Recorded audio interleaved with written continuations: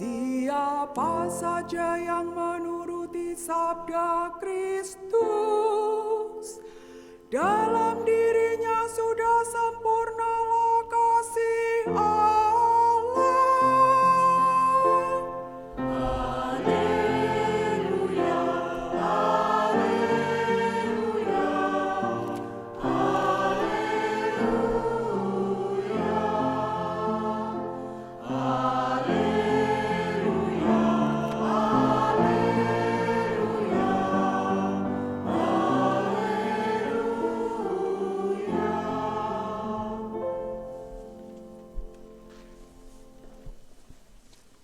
Tuhan sertamu.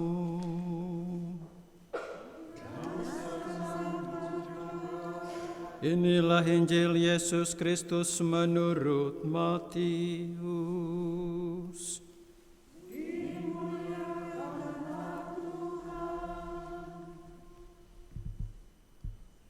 Kamu telah mendengar firman, mata ganti mata dan gigi ganti gigi. Tetapi aku berkata kepadamu, janganlah kamu melawan orang yang berbuat jahat kepadamu, melainkan siapapun yang menampar pipi kananmu, berilah juga kepadanya pipi kirimu. Dan kepada orang yang hendak mengadukan engkau karena mengingini bajumu, serahkanlah juga jubahmu. Dan siapapun yang memaksa engkau berjalan sejauh 1 mil, berjalanlah bersama dia sejauh 2 mil. Berilah kepada orang yang meminta kepadamu, dan janganlah menolak orang yang mau meminjam daripadamu. Kamu telah mendengar firman, kasihilah sesamamu manusia, dan bencilah musuhmu. Tetapi aku berkata kepadamu, kasihilah musuh-musuhmu, dan berdoalah bagi mereka yang menganiaya kamu. Karena dengan demikian kamu menjadi anak-anak Bapamu yang di surga, yang menerbitkan matahari bagi orang yang jahat dan orang yang baik, dan menurunkan hujan bagi orang benar dan orang yang tidak benar. Apabila kamu mengasihi orang yang mengasihi kamu, apakah upahmu? Bukankah pemungut cukai juga berbuat demikian? Dan apabila kamu hanya memberi salam kepada saudara-saudaramu saja, apakah lebihnya daripada perbuatan orang lain? Bukankah orang yang tidak mengenal Allah pun berbuat demikian? Karena itu haruslah kamu sempurna, sama seperti Bapamu yang di surga adalah sempurna. Demikianlah Injil Tuhan.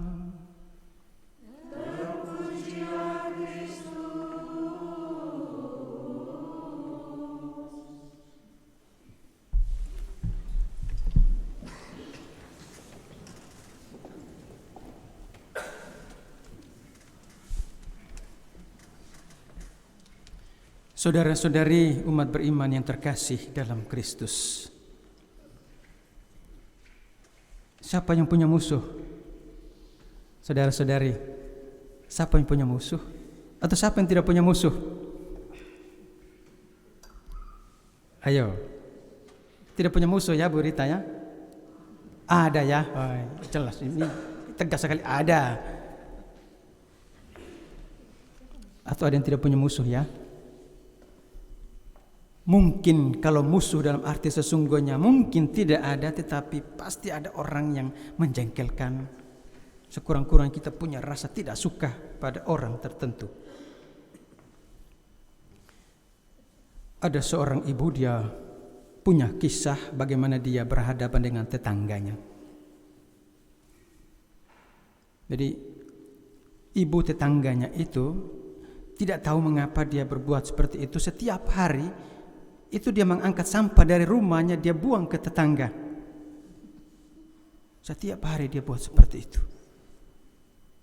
Apakah dia sengaja supaya mencari soal atau permasalahan?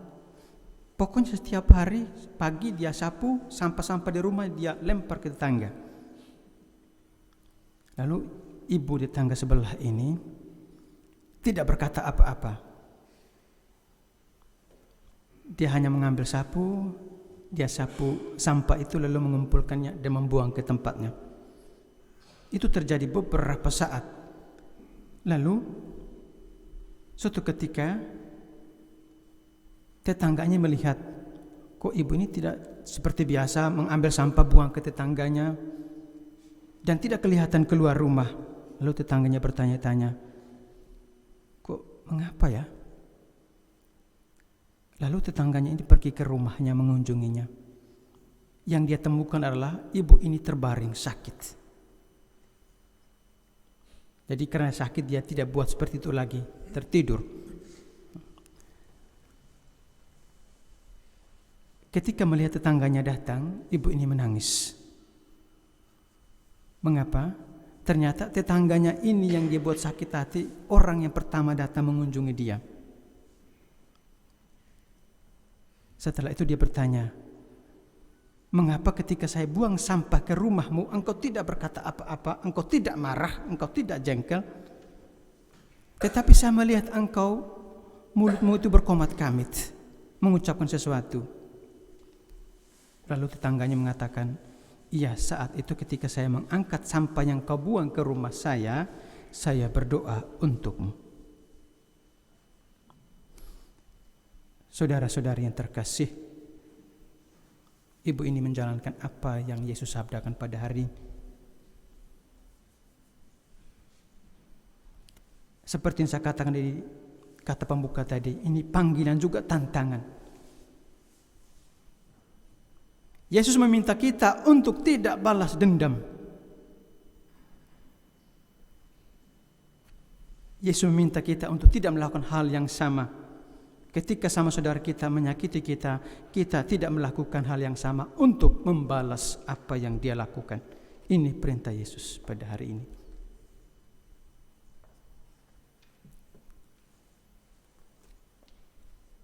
Ini bukan tugas yang mudah. Kita bisa bayangkan bagaimana ketika orang tampar pipi kanan, kita taruh lagi pipi kiri. Itu secara manusiawi itu mustahil, tidak mungkin. Yesus meminta kita untuk mengampuni, untuk memaafkan, bahkan berdoa bagi orang yang berbuat jahat kepada kita. Sekali lagi, ini tidak mudah. Bapak, Ibu, Saudara-saudari, pernahkah kita berdoa untuk orang yang berbuat salah kepada kita, yang berbuat jahat? Kita pernah berdoa? Mungkin kita berdoa, tapi kita berdoa dengan, aduh Tuhan saya jengkel sekali, dengan hati yang panas. Karena kalau kita minta Tuhan supaya membalas kembali apa yang kita rasakan, seringkali doa kita seperti itu. Benar ya? Saudara-saudari yang terkasih dalam Kristus, ini memang tidak mudah, tetapi Yesus meminta kita untuk melakukan. Mengapa? Yesus katakan dalam Injil tadi, supaya engkau berbeda dari yang lain. Orang lain melakukan sesuai dengan tuntutan manusiawi, tetapi kamu sebagai murid Tuhan harus melakukan yang lebih dari apa yang orang lain lakukan. Gigi ganti gigi, mata ganti mata, itu seringkali terjadi. Perintah ini sebenarnya ini tidak berkaitan dengan urusan pribadi. Dalam tradisi Yahudi, dalam hukum Yahudi, perintah ini sebenarnya berlaku dalam urusan hukum. Yang sebenarnya perintah ini tidak negatif.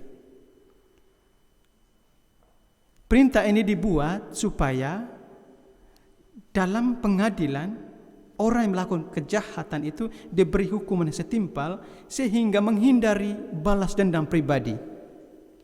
Itu sebenarnya dimaksudkan gigi ganti gigi, mata ganti mata dalam tradisi Yahudi. Tetapi dalam perjalanan hukum ini disalahartikan. Orang malah memakainya dalam hukum balas dendam pribadi. Dan itulah yang dikritik oleh Yesus. Saudara-saudari yang terkasih dalam Kristus, kita diminta oleh Tuhan untuk mengampuni, memaafkan, bahkan berdoa bagi orang yang berbuat jahat kepada kita. Pengampunan atau memaafkan bukan hal yang mudah, berat. Tetapi pengampunan, memaafkan adalah satu jalan pembebasan. Mengampuni pertama-tama membantu kita untuk menyembuhkan diri kita. Dengan mengampuni kita dibebaskan. Mengampuni juga membantu orang lain, terutama orang yang berbuat jahat kepada kita, untuk merubah diri. Kita semua tentu ingat kisah tentang Santo Yohanes Paulus II, Paus Yohanes Paulus II. Tahun 1981 beliau ditembak oleh Mehmet Ali Aksa. 4 peluru nyasar di tubuhnya. Waktu itu Mehmet Ali masih berumur 23 tahun. Setelah pulih, Bapak Paus pergi mengunjungi Mehmet Ali ke penjara. Apa yang terjadi setelah itu? Perjumpaan itu, pertemuan itu mengubah si penjahat ini, Mehmet. Dalam perjalanan dia merefleksikan bahwa sungguh perjumpaan dengan Paus itu membuat dia menjadi orang yang baik. Kematian Paus Yohanes Paulus II bagi dia merupakan satu kehilangan besar. Dia mengatakan kepergian dia adalah kehilangan seorang kakak. Dia melihat Yohanes Paulus II sebagai seorang kakak. Karena apa? Perjumpaan itu mengubah dia. Meskipun tidak dikatakan apa mereka bicarakan dalam pertemuan itu, tetapi saya yakin itulah ungkapan bahwa Paus Yohanes Paulus II mengampuni dia, memaafkan dia. Dan memang atas permintaan Paus tahun 2000 dia dibebaskan. Yang sebenarnya dia menerima hukuman mati atau seumur hidup. Saudara-saudari yang terkasih dalam Kristus, sekali lagi mengampuni pertama-tama membantu kita untuk menyembuhkan diri kita.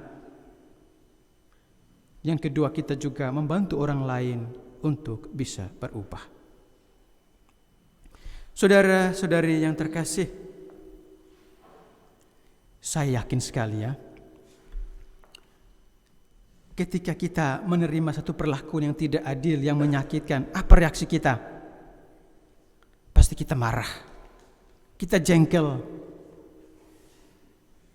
kita tidak suka, mungkin juga timbul rasa benci. Tidak ada dari, ya mungkin ada orang tertentu ya, kalau dia diperlakukan tidak adil dia teriak, haleluya puji Tuhan. Tidak ada ya. Tuhan terima kasih. Tidak ada. Pengampun itu satu proses. Dan proses itu seringkali menyakitkan. Bisa butuh lama. Perjuangan luar biasa.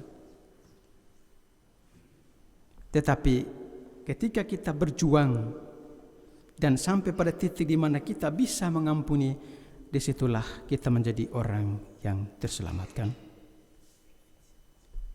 Saudara-saudari yang terkasih, mudah-mudahan firman Tuhan pada hari ini meneguhkan kita. Semoga Roh Kudus menyertai kita, menuntun kita, terutama memampukan kita untuk mengasihi sesama kita, terutama mengampuni orang yang bersalah kepada kita. Tuhan memberkati.